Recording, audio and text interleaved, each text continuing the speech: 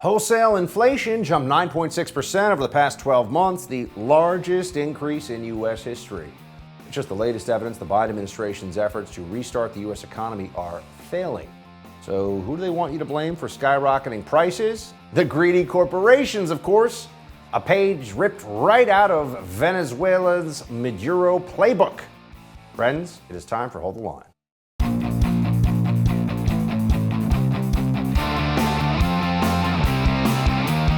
Welcome to Hold the Line. I'm Buck Sexton. Marxism is alive and well in America, as you no doubt know. They call it redistribution. They call it paying your fair share. Social justice, economic justice. Just throw the word justice on anything, and all of a sudden it's supposed to sound so much better, right? But guess what? People are recognizing these Democrats can't suspend the laws of economics, and in fact, many of their decisions, because of economic realities, are making your life harder, more expensive, more annoying, more difficult. Yeah, that's what's actually going on here. Meanwhile, Elizabeth Warren is tweeting out, families are rightly upset that the price of meat has gone through the roof. Who's to blame? Meat packing monopolies that are using inflation as cover to raise prices and make record profits. I'm fighting for stronger antitrust efforts to against enforcement. Stronger antitrust enforcement to lower prices. Okay, folks, hold on a second here. Wait, price gouging? Inflation's all over the place, but the meat packers are now the vulture capitalists, I guess. It's not just Elizabeth Warren, formerly known under the Trump administration by President Trump as Pocahontas. It's not just her who's making this case right now. White House Press Secretary Jen Psaki saying, oh yeah, the increase in meat prices, it's because of the greedy meat conglomerates. Watch. I think that the president thinks the way people across the country, American families, digest inflation is by price increases. And if you look at industry to industry, it's a little different. So, for example, the president, the Secretary of Agriculture have both spoken to what we've seen as the greed of meat conglomerates. That is an area where people go to the grocery store and they're trying to buy a pound of meat, 2 pounds of meat, 10 pounds of meat. The prices are higher. That is, in his view, and the view of our Secretary of Agriculture, because of, you could call it corporate greed, sure. You could call it jacking up prices during a pandemic.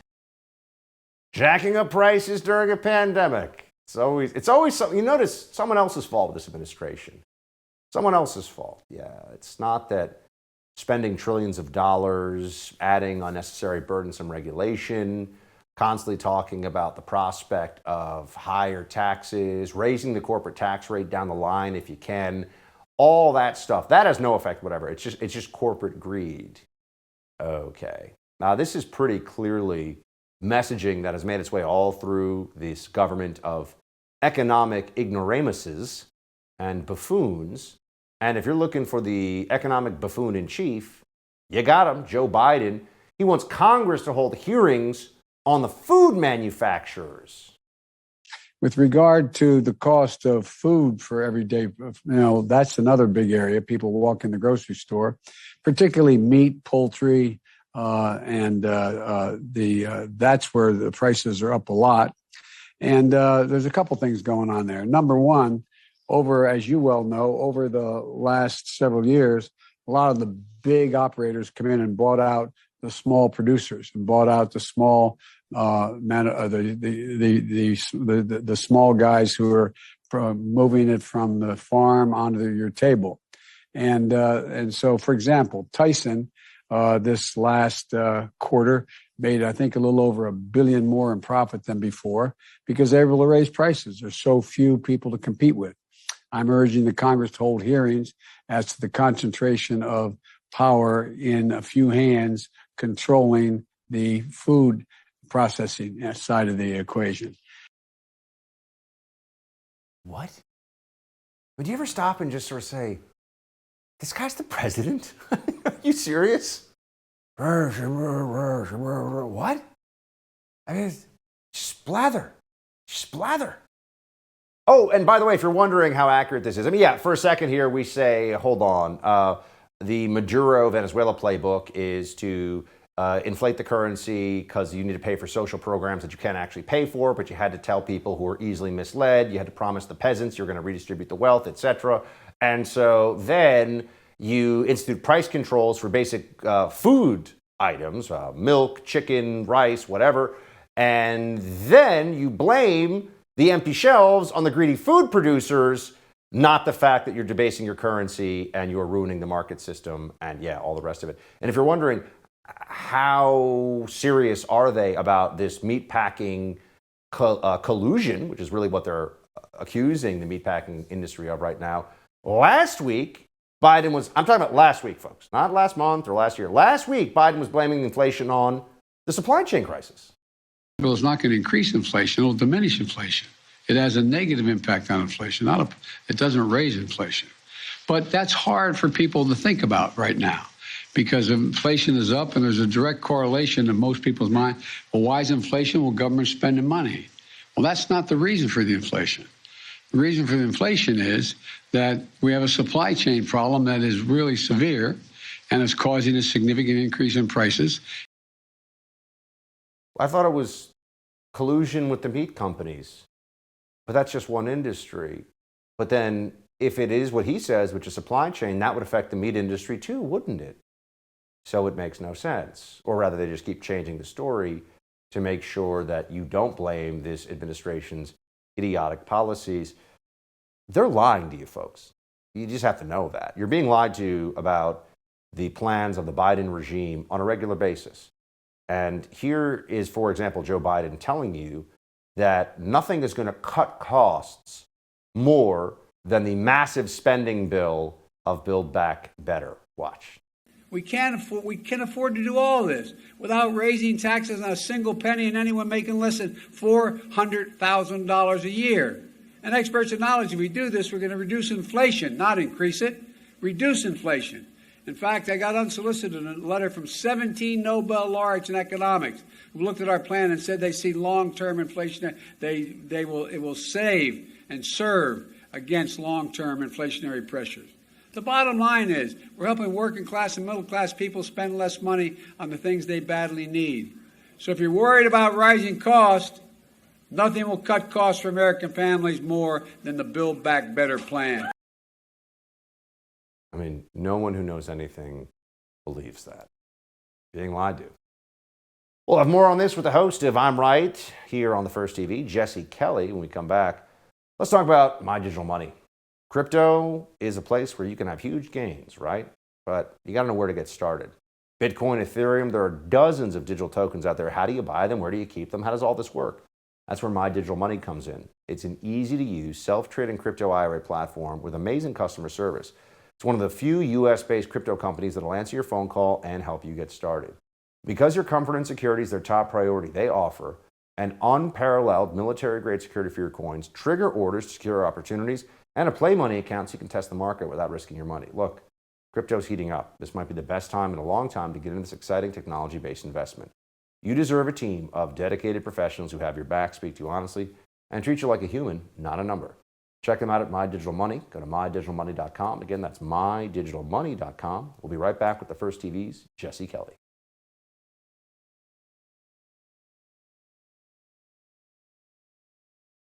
The White House is sounding like the Maduro regime in Venezuela this week, blaming the rise in prices across the board on the greed of corporations and meat conglomerates.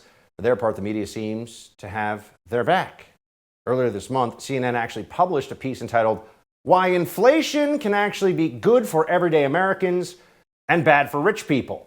Nobel Prize-winning economist and New York Times columnist Paul Krugman wondered aloud, is there any good reason to believe that inflation hits low-income households especially hard? So, all that extra money you're paying for groceries, gas, and literally everything else, it's not really a big deal, actually. It's really good for you. Also, it's the greedy corporations' fault. And we need to spend trillions of dollars to stop it, right? It all makes sense. Actually, none of it makes sense, but we'll explain. Joining me now is the host of I'm Right with Jesse Kelly here on the First TV, and of course, syndicated radio host, the one and only Jesse Kelly. What's up, my man?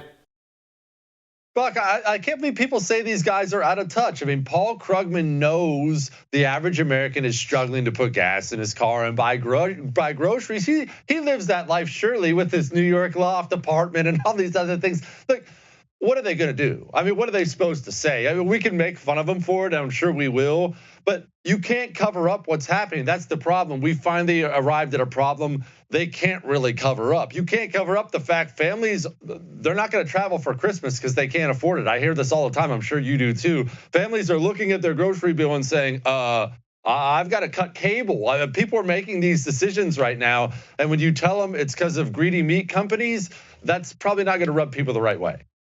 It does sound a bit like Generalissimo Psaki should maybe calm down a bit unless she wants more comparisons to Maduro's Venezuela here, where that's always the go-to, isn't it? I mean, when the socialists are in charge anywhere and they have things like price controls, or they start printing money to pay for the social programs, because that's usually what does it, that are debasing and destroying the currency, it's always some capitalist exploiter's fault, isn't it, Jesse?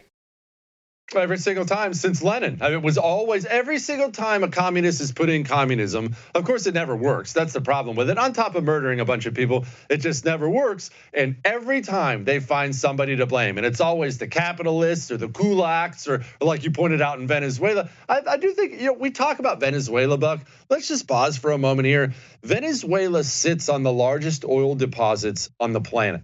I mean, it's not just the Beverly Hillbillies who call it liquid gold. They are sitting on the largest vat of liquid gold in the world, and people are starving to death in that country. That's how bad communism is. There's nothing they can't ruin. And back to Jen Psaki, sorry to filibuster here. She's not actually terrible at her job because she lies. It's her job to lie. Her job is to lie on behalf of the regime. She's terrible at her job because she's so cold. She does not come off as an empathetic human being at all. Hey, Jen Psaki, could you explain why this puppy was mowed down in front of your house and she wouldn't be able to muster any sympathy at all for anybody? That's who she is, probably because she's a ginger. It looks like Jesse's Peloton might be arriving late this year for Christmas. If you remember, that was Jen on supply chain. That was Jen Psaki's big thing. Sorry about the threat of the Peloton delayed. She is a little bit out of touch. But let's get your take now on the latest here in New York, which fortunately for you, you don't live in, but I do. We got an indoor mask mandate that's gone into effect here in New York and in California. After the whole get the shot, you don't have to mask up. Oh, just kidding, psych. Now it's get more shots and mask up more. But by the way, there are some places where they're not doing it. In Orange County, the county supervisor here in New York, not the beautiful Orange County, no offense, Orange County, New York, but the one here, not the one in California, warning he's expecting a whole lot of non-compliance. I think this is the only way, Jesse. Maybe finally we'll see what we should have seen about a year ago with masks and all the rest of it, which is just people just got to be like, I'm not playing I'm not the hamster that runs in the direction you tell me to in the maze anymore. What's so amazing is that it took this long, Buck. I mean, I'm happy to hear about it. From what I understand, about a quarter of the counties in New York have indicated they're not going to be following any of this stuff. It shouldn't have taken this long. I'm glad it did. But it is still wild to me how anyone thought this was sustainable ever. Oh, just close your business. Oh, just go home. Oh, you run a restaurant? I mean, restaurants have to operate at capacity in order to pay the bills. These people aren't making 25% profit. And they just told them, separate everyone by 6 feet. You can't sustain that, or you're not going to have a state anymore, a city like New York City. You're not going to have a country. It's wild this was ever considered. And there were about 5 of us, you, me, and about 2 other guys who were saying that from day one. We can't do this. This is ridiculous. But what do we know, I guess? People have to just suffer through the consequences of the commies' stupidity. Speaking of which, here is Joe Biden on what's the big deal. Watch. And so everybody talks about freedom and not to have a shot or have a test. Well, guess what? How about patriotism? How about making sure that you're vaccinated so you do not spread the disease to anybody else? What about that? What's the big deal? Jesse, what about hedgehogs on the trapeze on a sunny day? And who knows? What the hell is he talking about? This is the wildest thing about this, Buck. The CDC, as corrupt and useless as they are, they've said vaccinated people get and spread coronavirus. That's not some right-wing hoax. That's the science behind it. Vaccinated people get and spread coronavirus. So getting the vaccine does nothing to stop people from spreading coronavirus. But to a larger point, do these people, Joe Biden, his handlers, do all of them, do they think the problem is, like I haven't been vaccinated. It's just not something I'm going to do at this point in time. I'm not in a risk category for it. But do they think I haven't been talked down to enough yet? Like, do they think that's what's held me back? I'm one lecture away from saying, Joe Biden's disappointed in me. I guess I'll go get my vaccine. You've been talking down to people like this since the vaccine came out. Maybe try something different. They told us, get the shot and you're done. Now they're saying, get another shot or you're reckless. I think that if people just listen to what was said 6 months ago and the 6 months before that and the 6 months before that, maybe they'll stop listening, not just to Biden, but of course to Fauci and the health apparatus, which has been stunningly, shockingly, and repeatedly wrong. Wrong the entire time. That's what's so wild, Buck, is no one in this country has an ounce of humility, not the people who lead it, to admit that. They've been wrong about everything. 15 days didn't slow the spread. Your stupid mask didn't do anything. The vaccine you tried to force everyone to take, I mean, you can argue it works or doesn't work, but there are a lot of vaccinated people getting coronavirus. A lot of them are dying from coronavirus. And now we have a new variant out there, and now I have to get boosted for the vaccine that didn't stop coronavirus beforehand. At one point in time, someone has to step up and say, maybe we got all this wrong. Go get your fat butt on a treadmill and get some sunshine, and let's all just go on about our day. I look forward to the big media piece on this, Jesse, calling us purveyors of misinformation and trying to have us expelled from polite society. So thanks as always for being here. The extra benefit of hanging with my man, Jesse Kelly. Good to see you. See you, brother. I've said it before, Fox News' Steve Doocy seems to be the only member of the White House press pool that gets to ask or will ask tough questions on a regular basis of White House Press Secretary Jen Psaki. So what are the other news outlets saying? Well, that she should stop calling on Peter Doocy. We'll have more on that with National Review's David Harsanyi in a moment. Right now, I want to talk to you about protecting your online data. Big tech is taking advantage of us. They're mining our data, remining it, selling our data. Guess what? You don't benefit from that at all. Your privacy is being violated. If you really think your emails, texts, and messages are private, they're safe from government hackers, profit-hungry corporations, think again. That's where Secure comes in. Secure's email platform is 100% private. It is Swiss-hosted. They use their own servers in Switzerland and have no ties to American big tech companies. With Secure, there's no data mining whatsoever. It's completely private. This is what makes Secure different from every other email and messaging provider out there.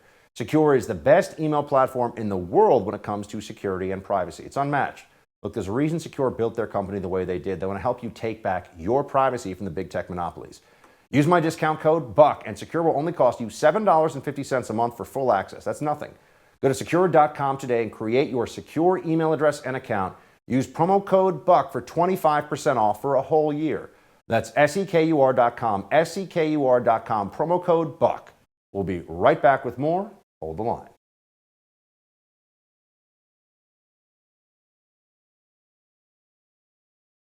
CNN anchor Don Lemon wants Fox News banned from the White House press briefing room. This week, Lemon claimed the White House was being kind to Fox, but said it was time for White House Press Secretary Jen Psaki to stop calling on Fox's Peter Doocy. Watch this one. Why does Jen Psaki even continue to call on Fox in the briefing room? And I mean, they've been very courteous and I should say, kind, because if your network is promoting BS and lies about what is actually happening in the country and helping to inspire and incite an insurrection, why should they even be able to take part in a legitimate press briefing, in legitimate journalism? Legitimate journalism. Oh my gosh, Todd Lemon. Yeah, bless him. Senior writer at National Review, David Harsanyi, joins me now to break this one down. David, always good to see you, man.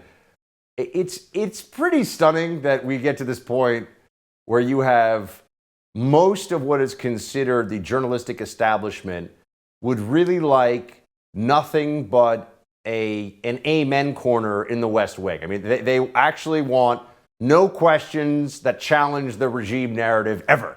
And they think that's journalism.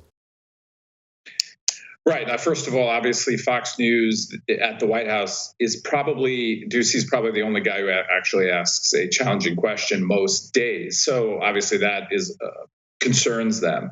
But more than that, coming from CNN, who spent 4 years perpetuating a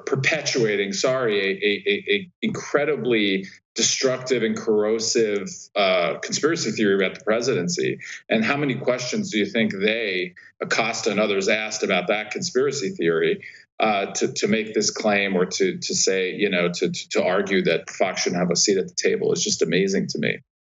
Here's NYU's Jay Rosen saying something else that people need to hear. Watch this. The way the press traditionally covers politics is by assuming the existence of two political parties that resemble each other but have different ideologies. What happens when you have two parties that increasingly don't resemble each other, and one of them is going off in an anti-democratic direction? I think a lot of the routines and assumptions of political journalism just collapse at that point when you have two radically different parties. And that, to me, is probably the biggest conceptual as well as practical problem in political journalism today. Yeah, this is a consistent refrain among a lot of Democrats these days, which is effectively, we have to abandon democratic norms to save democracy now because Republicans. This is what they say out loud. Right. I mean, Jay Rosen isn't a liberal hack, right? I mean, he is a journalism professor. If you send your kids to journalism school, you are wasting every single dollar. These days, they're in essence, the argument is that we need to be a liberal to stop illiberalism. It's insanity. More than that, the idea that Republicans are somehow more anti-democratic than the folks who are now arguing that abortion, for instance, should not be thrown into the political realm or democratic realm, who want to pass a bill, H.R. 1, which would take over and eliminate hundreds of laws in states and that were passed through democratic process so they can run elections through the federal government. The gall of these people to even make that argument. But I have to say, you're right. It's like the 90% of liberal arguments these days, not real liberals anymore, obviously, but the left is trying to figure out ways to shut down people that they disagree with. I mean, that's essentially what CNN is all about these days. Little home monitors who want to, pressure companies to stop, and pressure the White House to stop calling on people, and companies to stop allowing them to have a voice. They are illiberal. I'm not saying everyone on the right's perfect, but they are in the mainstream far more illiberal than the right, I think. David, Pelosi's January 6th committee shared earlier this week a series of text messages sent by Fox News media pundits and anchors to Mark Meadows, then the White House chief of staff under President Trump. And they were telling him to tell Trump to put a stop to the riot. No evidence has been found of Fox News engaging in inciting an insurrection or advocating for a riot at the Capitol. In fact, the opposite. But over at CNN, Brian Stelter said, in case you're wondering if Fox News is covering the 1-6 committee hearing tonight, the answer is no. Neither is Newsmax. Neither is One America News. Do they know that no normal American actually cares about this committee, the nonsense that, I mean, the FBI's hunted out everybody who even took a selfie in the Capitol, right? They're throwing people in prison for years at a time. We've had tons of news coverage of this. They've lied about lots of people dying there. That's not true. Only one person was killed by the actions of actual events that day, and it was, of course, Ashley Babbitt. But does CNN just not care, or do they not know that nobody cares? They care, and the people that they care about care, so they go on and on with it. I mean, it deserves just, I think, a brief mention. For me, the minute that Democrats decided that they were going to dictate who Republicans pick for this committee, I stopped caring about it because it's obviously just a show trial. It doesn't matter.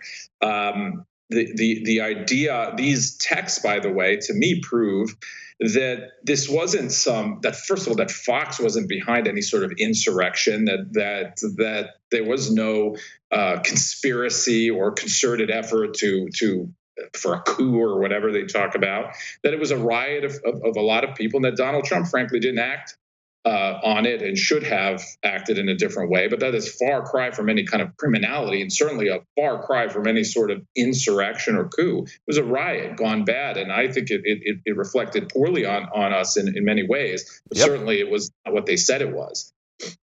All true. The left blames climate change, by the way, for a lot of things, but recently they really decided to use the the emotional impulses of the moment. They blamed climate change for the Kentucky tornadoes.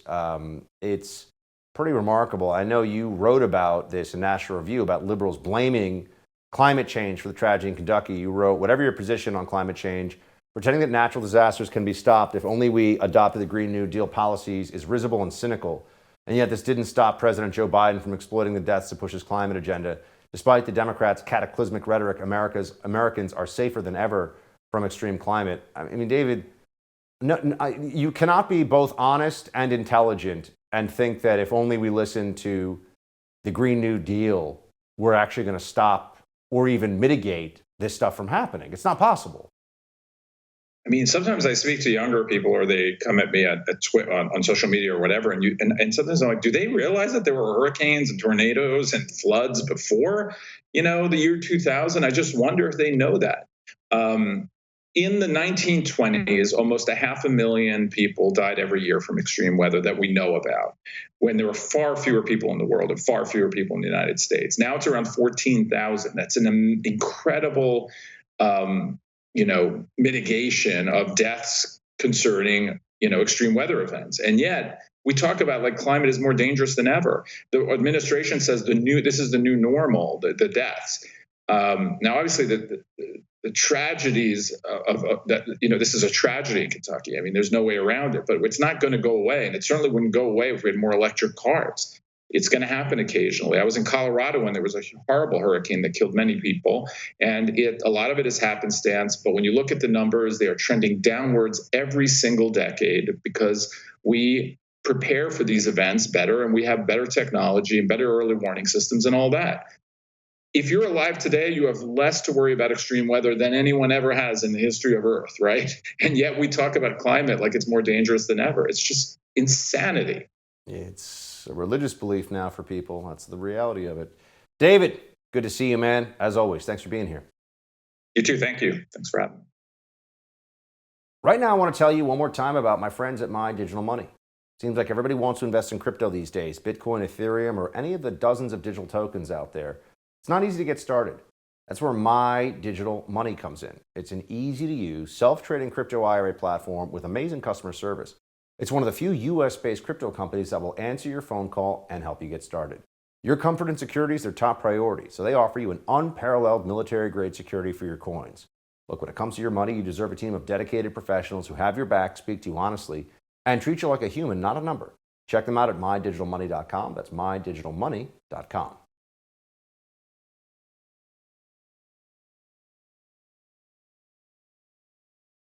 A Denver elementary school is under fire for planning a racially segregated event on Facebook called a Community Equity Collective. Wow, that is some commie stuff right there.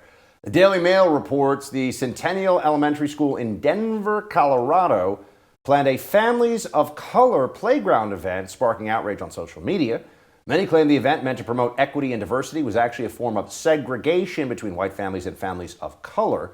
The school said the program was created at the request of black parents to promote inclusion and was actually open for everyone. Since then, the event was canceled due to COVID protocols, but they plan to reestablish, or rather reschedule, in the new year. Rob Smith, host of the podcast Rob Smith is Problematic, joins me in studio here to discuss Future for Our Kids. Rob, man, good to see you. Thanks for being here. Good to see you, Buck. Good to see you. So you see this thing, they're planning what's certainly, I mean, for me, even beyond the racial component of it, Community Equity Collective. I mean, it really sounds like the schools are gathering the comrades together to see what the grain harvest is. Yeah, seriously, it's leftist nonsense. And the thing about this is that, so we are about, 50, 60 years outside of Brown versus Board of Education, the Supreme Court decision to end segregation in schools. And now we're like resegregating in terms of wokeness, right? So now we have woke segregation. And what I say all the time to people is like, if you can afford to, get your kids out of public schools, because what these are, they're not about educating your kids, they're about indoctrinating your kids. These are indoctrination factories at this point. And I told people as well, there is this Twitter account, it's called Libs of TikTok. And this Twitter account is becoming famous because all of these crazy, loony leftist communists that have now gotten into the teaching world and are teaching your kids, they're telling on themselves via TikTok videos nowadays. So if you can afford to get your kids out of public schools, get them out of public schools, people. This is what I always say, because this woke segregation, this leftist indoctrination, all of this stuff is not ending. And if you look at the things that we do know, there's probably about 80 to 100 things that we do not even know that are happening. So law professor Dave Koppel of the University of Denver points out that what happened at the school is actually a violation of the Colorado Constitution. It's in violation of Colorado Constitution Article 9, Section 8. It's my part of the Colorado Constitution I know best. Nor shall any distinction or classification of pupils be made on account of race or color. Rob, we're now at the point where the left just ignores the parts of different state constitutions, federal constitution, when it comes to not actually treating people differently by skin color. Seems pretty straightforward. Well, yeah, but you also have to think about why they wanted to tear down the statues, why they are so eager to erase history. They're eager to because of stuff like that right now, right? And so this is just what's happening here. I do not know what the answer to this. I do not know where the segregation that they want so badly is going to end. But I do know, as somebody that is a public school kid, I went to public school for elementary school, middle school, and high school. I think that this is intended to help Black and brown kids, but it actually hurts them because it is telling them in a very sort of malleable time in their lives that you are different, your skin color makes you different, therefore you should segregate yourself into groups of people that look just like you. And it hurts the way they see themselves, and it hurts the way that they interact in society with people that don't look like them. I want to switch gears for a minute here, Rob. We got Elon Musk. This is one of my favorite tweet threads I've seen in a while. Firing back at Elizabeth Warren, who wants the Tesla CEO, and I believe the richest man in the world, technically, to, quote, pay his fair share in taxes. This is what Elizabeth Warren originally said. Let's change the rigged tax code so the person of the year, Time Magazine person of the year is Elon Musk, will actually pay taxes and stop freeloading off everyone else. Now, Elon had a thing or two to say in response, or 10. Please don't call the manager on me, Senator Karen. And if you open your eyes for 2 seconds, you'd realize I'll pay more taxes than any American in history this year. Don't spend it all at once.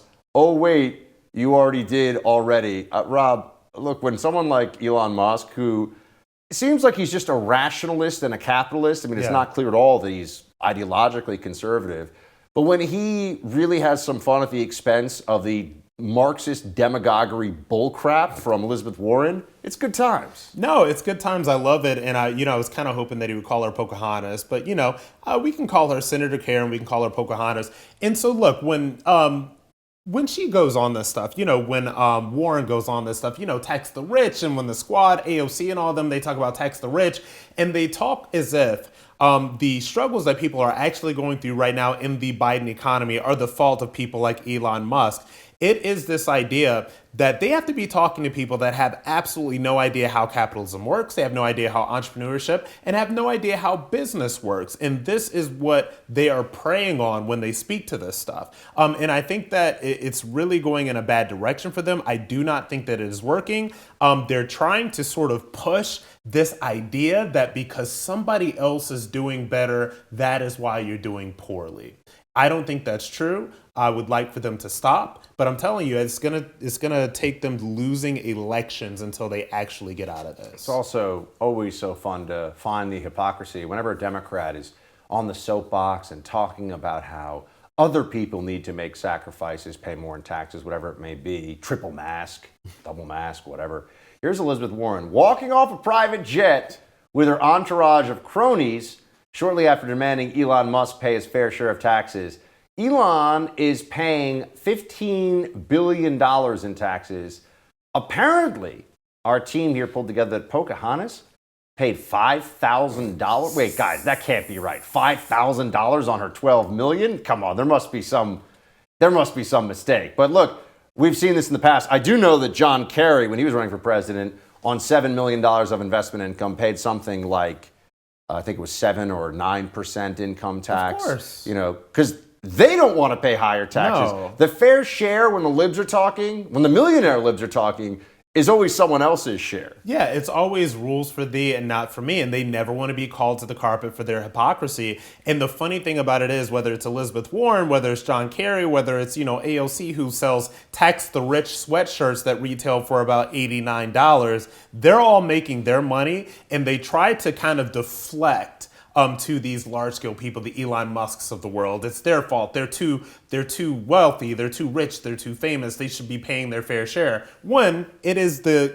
John Kerrys of the world, the Elizabeth Warrens of the world, who are getting their tax breaks. And who doesn't like a tax break? I want a tax break, but I don't want to begrudge everybody else a tax break, which is what Senator Karen does. I think the Biden administration had an even worse year than anybody could have anticipated this year. I mean, how do you assess it? Just all in? I knew it would be bad. I did not know it would be this bad. And I did not know it would be so bad that even some of the brain-dead acolytes on the left are starting to wake up to how bad things really are. Rob Smith, always astute, always illuminating. Thank you, sir. Good to see you. All right, good to see you. Are you ready for another cringe-inducing COVID-19 song? This one might be the worst yet. I'll have video for you in tonight's Quick Hits. Right now, let's talk about protecting your most valuable asset, your home. You got homeowners insurance for a good reason, because without it, a fire, flood, burglary could destroy you financially. There's another major crime your homeowner's policy doesn't cover. It's called home title fraud. The FBI says it's a fast-growing crime. You need Home Title Lock to protect you from it. This is how title fraud happens. A criminal forges your signature on documents stating you sold your home to him. Then he takes out loans against your home, leaves you with payments. You'll spend a fortune in legal fees trying to prove that you didn't commit fraud. But with Home Title Lock, you're good to go. The instant they detect anyone, cyber thief, a renter, trying to forge their way onto your home's title, they shut it down. Go to HometitleLock.com and register your address to see if you're already a victim. Enter code RADIO for 30 free days of protection. That's code RADIO at HometitleLock.com. We'll be right back with Quick Hits.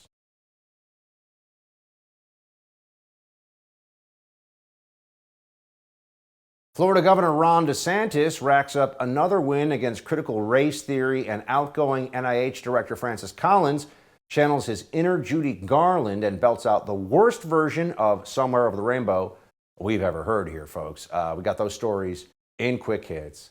Let's get right to it. Florida, you're calling my name, doing all the right things. Governor Ron DeSantis, the best governor in America right now. Here he is, introducing the Stop Woke Act, which will allow parents to sue school districts for teaching CRT. We are going to be introducing to the public, and we have legislators who are going to help us with this, a new piece of legislation for the upcoming legislative session called Stop Wrongs Against Our Kids and Employees Act, the Stop Woke Act. It will put into statute the Department of Education's prohibition on CRT in K through 12 schools. No taxpayer dollars should be used to teach our kids to hate our country or to hate each other. We are going to be including in this legislation giving parents a private right of action to be able to enforce the prohibition on CRT, and they get to recover attorney's fees when they prevail, which is very important. Florida. Oh, gosh, Florida. Doing such great stuff. On the doing bad stuff side of things, get ready for this one. NIH Director Francis Collins was playing the acoustic guitar and singing a pretty cringeworthy COVID song to the tune of Somewhere Over the Rainbow. I watched it, so now you have to. Somewhere past the pandemic, when we're free, there's a life I remember full of activity. Somewhere past the pandemic, masks will come off. No more need for a nose swab every time we cough.